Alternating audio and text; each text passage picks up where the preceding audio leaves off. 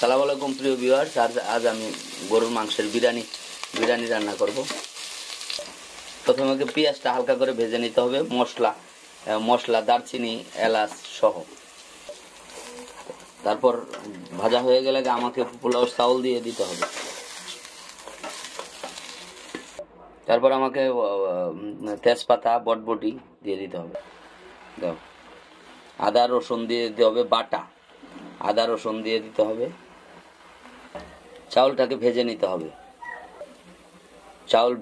হবে, কড়া করে একটু চাউল ভেজে নিয়ে গরম পানি দিতে হবে।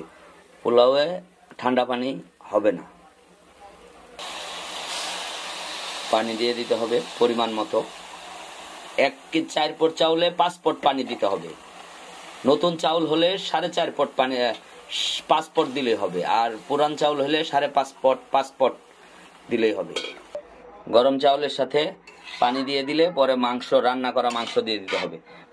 রান্না করা গরুর মাংস দিয়ে দিতে হবে। রান্না করা গরুর মাংস হলুদ ছাড়া আর বাকি মশলা, গরুর মাংস যেভাবে রান্না করে বিরিয়ানির মশলা সহ রান্না করতে হবে।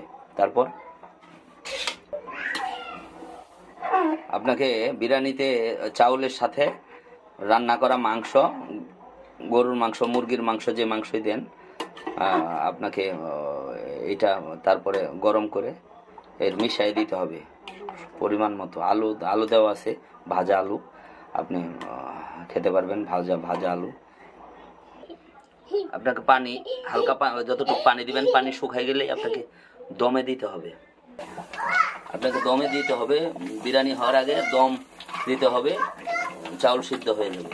দমে দেওয়ার পরে তারপরে উপরে বেরেস্তা দিয়ে দিতে হবে, ঝটপট রেডি হয়ে যাবে গরু বিরিয়ানি।